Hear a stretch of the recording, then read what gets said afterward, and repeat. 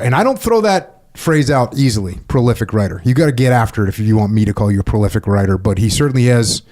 And in that voyage, he's uncovered a path that he's used to overcome some demons, and now he's helping others by guiding them down that same path. And it's an honor to have him with us here tonight to share some of his experiences and lessons learned. Clay, thanks for joining us, man. Hey, Jocko, thanks for having me, brother. Yeah. I really appreciate it. And yeah, the honor is mutual. Not because you're a famous podcaster or any shit like that, because you're an old school SEAL and you've done some stuff, Bro, which I respect. I've had the real old school SEALs have been on it. It's weird too because the SEAL teams have not been around for that long. When I got to SEAL Team 1 in 1991, I went to the 30-year. So at like January of 1992, mm-hmm. I went to the 30-year anniversary of SEAL Team 1. It was when it was born. It was 1962. And I was the youngest. You know how in the Marine Corps they do the youngest and the oldest cut the cake? Yeah. So we did that thing. Yeah. And it was the youngest, which was me, and the oldest, which was a guy named Double L, who is an old Vietnam UDT guy. And we did the cake cutting. But then fast forward, I don't know what it was a few years ago, I went to the 60th anniversary of SEAL Team 1. And it's just wild that the history is so short. Mm-hmm. And like guys, you have guys there that you knew that were like at SEAL Team 1 originally, and they're still kicking it around. So I can't say I'm an old school SEAL. I'm still a new guy. In relative terms for us GWAT guys. Fair. Yeah, check. So, dude, we got a lot of stuff to talk about today. I had a really good time reading your various books. Concrete Jungle. What's this one? Prairie Fire. And then we've got The Wrath of Wendigo. Am I saying that right? Wendigo? You can pronounce it one or two ways. It's a Native American word, so it can be Wendigo or it can be Wendigo. Okay. I'm not native enough to say which one's which. Right on. I think Wendigo. I think that's the way I naturally say it, so I might just stick with that one. All right, so we'll get into all that stuff. Let's get a little bit of background on you, though, where you came from. It's funny, before we hit record, we were talking about where guys come from. Right. And how they grew up and what kind of guys you end up with.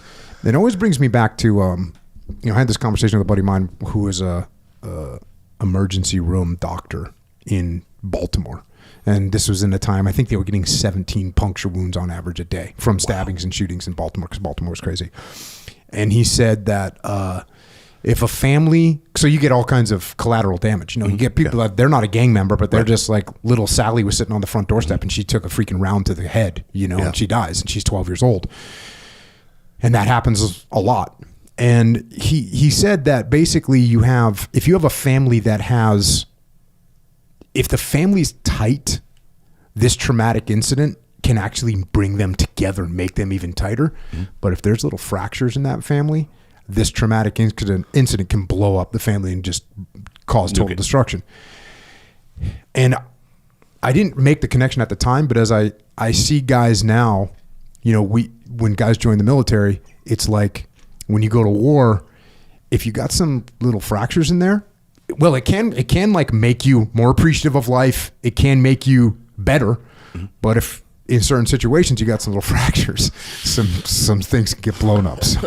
So let's talk about where you came from. Sure. No, absolutely awesome. And I'm going to tell some things on your show today that I've never said before. And it's not even just because I was trying to bury them. It actually comes full circle with what I'm doing now with psilocybin and these other things for these other veterans.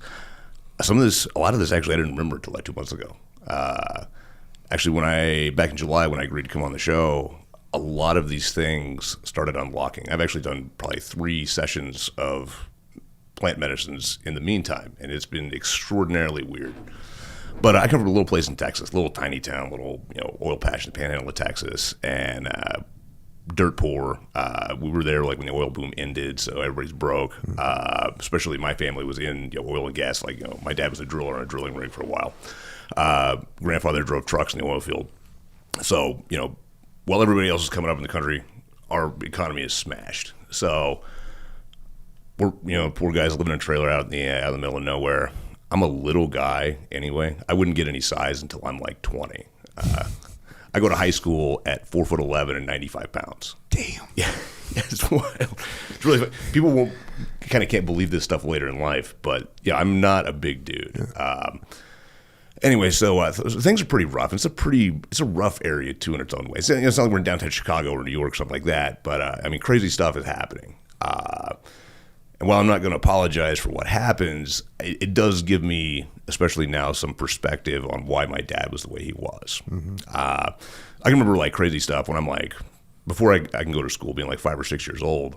He's taking me to work with him on this drilling rig, which OSHA would like fly a black helicopter out ready to like shut you. They would they'd go get the president of Exxon for letting this happen. But it's 1985, so this is what's going on. And my dad he's not like really like a tough guy either. He's not like a criminal or anything like that. But he's a smart guy. That's why he's the driller. That makes him like the squad leader for this drilling rig. And his crew, roughnecks back then, they're also not like upstanding citizens. You know what I mean? Like they're in this for the money, and it's a dangerous job, so people die and get hurt all the time. So there's a kind of certain guy that kind of does that. And he's got like Hell's Angels and Mexican banditos on his crew. I can remember like going to jail to get like some of his roughnecks for work release, and then we got to take them back before we go home. And I have also no idea why he's taking me out to work with him on this. This is like insanity that at the time seems fine. Now as a 45-year-old man, I'm like, that in itself is off the chain. Anyway, this goes on. Now you can no longer drill. They're not getting for oil in Texas anymore because it's not worth the money. Economy crashes. We're broke. We're extra broke now. He's got to do some job that he hates now, driving a truck. And things are never like really good at home, if we're being like, totally honest. My dad's a little bit of a psychopath anyway. He's got some violence baked in. CPS by this point has been to our house probably 4 or 5 times already. As you go to school and have bruises, like eventually things are going to come to a head, and it's just not a great environment. I've got 2 sisters, one's 3 years older than me, one's 3 years younger. They're in the middle of this shit too. So this goes on for a while. And also like as a guy in that kind of like environment, you learn very quickly like how to lie to CPS, right? Because CPS is not going to actually do shit. They're going to come to your house, they're going to say some shit, they're not going to do anything, and you're going to catch it a lot worse when they're gone.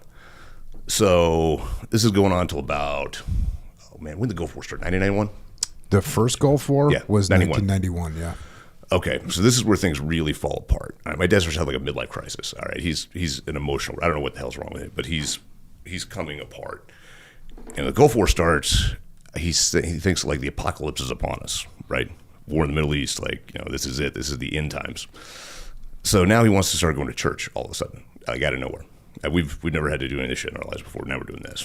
And when we get to this church, we go back to his mom's church, which is Jehovah's Witnesses, which is a culty, crazy thing, especially in the Midwest.